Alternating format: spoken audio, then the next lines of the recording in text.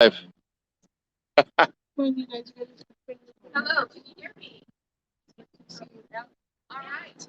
My name is Natalie Fleming, and I'm so grateful to be here today with my friends and neighbors. And thank you so much for coming. I know some of you come from very far away. I'm so grateful to see you here today. I am a registered Republican, and I am announcing my run for the United States Senate as a Republican against our dear friend Mike Crapo. I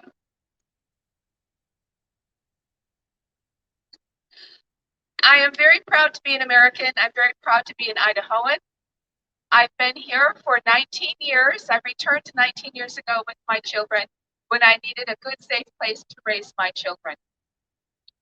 There are many things that are concerning us today, many things that are stressing out on the news. The droughts, the fires, the COVID, the war, the terrible crisis in Afghanistan, our education system, the breakdown of the family. I'd like to talk about the family for a moment. Everything in our government system is designed to break up the family, from our education system to our employment systems and even our welfare systems. I will never forget when I met a dear friend of mine, Melanie. She is a foster mother, and she has 6 children from the same mother, and she's a single foster mom. And she told me when she had 2 or 3 of these children 15 years ago that the government was paying $2,400 a month for childcare for her to go work at McDonald's at $11 an hour. Thus, the system itself enforces the breakdown of the family and the removal of both parents from the household and the transfer of the children to the care of the government in every government service program we have. So that is something that needs to change dramatically. And climate change, as everybody knows me, I absolutely love climate change. I think it's wonderful. This morning I saw the most wonderful photo on my feed from the Chihuahuan Desert just south of us on the border. In this wonderful picture, to the left was waist-high grasslands, to the left of the fence, and the right was barren desert. And a storm cloud was overhead, and it was raining on the grassland.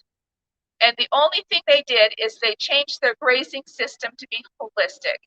And it rejuvenated the soil, it brought back the grasses, and it even brought back the rains. Right now, government agencies, environmentalists are instilling fear on us of climate change, focusing entirely on CO2 rather than my new favorite word, bioaerosols that come from plants. And we have tremendous amount of power over the environment, more than we realize and more than they tell us. So we can have a dramatic positive change. We can end the drought by beavering up our ecosystem, by beavering up every creek, by practicing regenerative agriculture, no-till systems. But our government programs make most of this illegal here in the United States. I'd like to talk about education. Right now, you are all, every taxpayer, every American taxpayer is currently paying for a Harvard education. They're all paying for Ivy League educations, but they do not get it. Many of the students at every education institution in America is paid for through Pell Grants and Perkins loans and subsidized by the American taxpayer. Yet the irony is, for the cost of one American university, we can educate all of America and the entire world. It is very simple. Harvard is actually working on it, on putting all of the education classes online for people to watch. Why can't we put all of the government paid college courses on YouTube and let people test out for a small fee? Other members of Congress have very expensive programs like Bernie Sanders, who says we need to pay for everyone's education using the current industrial educational complex, which is sucking the life out of the American people, sucking the life out of our pockets. It is long past time that we just put it all on YouTube and let people test out for a small fee. that not only helps us, but it helps the entire world.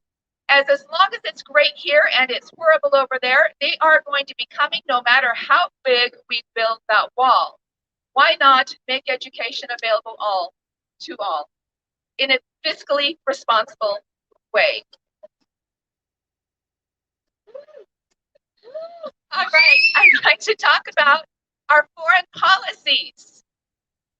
We work on becoming the financiers of the world and the policemen of the world. We send our money and it corrupts. We send our soldiers and they kill, and we wonder why there's corruption and death across the globe.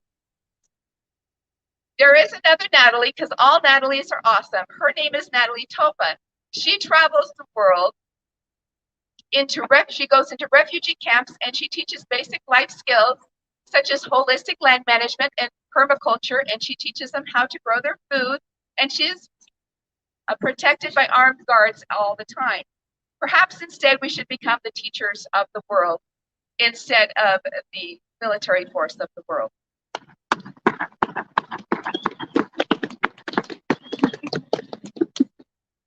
So our taxes are too high, our bills are too long. There is so much corruption in DC that we know about. We need somebody there who is freshly uncorrupted so I can be corrupted later by it.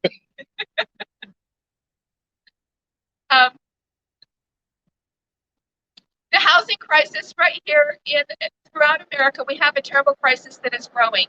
3 years ago, 4 years ago, I sat down with several politicians explaining to them the coming housing crisis. In 2018, I was explaining the coming housing crisis here in the Treasure Valley. The federal government has a bias towards the economic institutions rather than the individuals. In 2007, 2008, instead of bailing out the American taxpayers and the American homeowners, they bailed out the banks and paid the banks. Taxpayer dollars were used to pay the banks to foreclose on the homes, gather them all up and bundled them and sold them to international equity firms.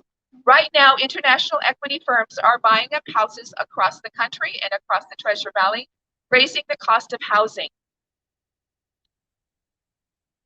which creates greater burdens on the American people and on the American family. I intend to represent not just the Republicans. I'm running as a Republican, but I believe that in the Republican form of government, which means the representatives represent every member of their constituency. That means every voter, every child, every adult in their area, not just their own party. That means listening and coming together and coming to an understanding. One of my favorite pastimes is sitting down with people I disagree with and working things out with them and hashing it out and coming to a common ground and finding that common ground, building on it. Only by finding common ground where we listen to both sides can we come up with complete solutions. Right now, one side controls Congress, controls the government, and we have this perpetual pendulum and whiplash, political whiplash that we go through every 4 years because only one side has the power. By listening to all the sides and hearing all the perspectives, then we can have a complete picture, not just one side, and form complete solutions that last a long time and help to serve the most people. So I'm grateful to be here. I'm so grateful for you coming out here and supporting me. And this is going to be a great year until May and until November. So vote for me in the Republican primary in May, and then vote for me again in November. I love you all very much, and you know it. And I'm so grateful to be here. And have a blessed weekend, and may this wonderful weather continue.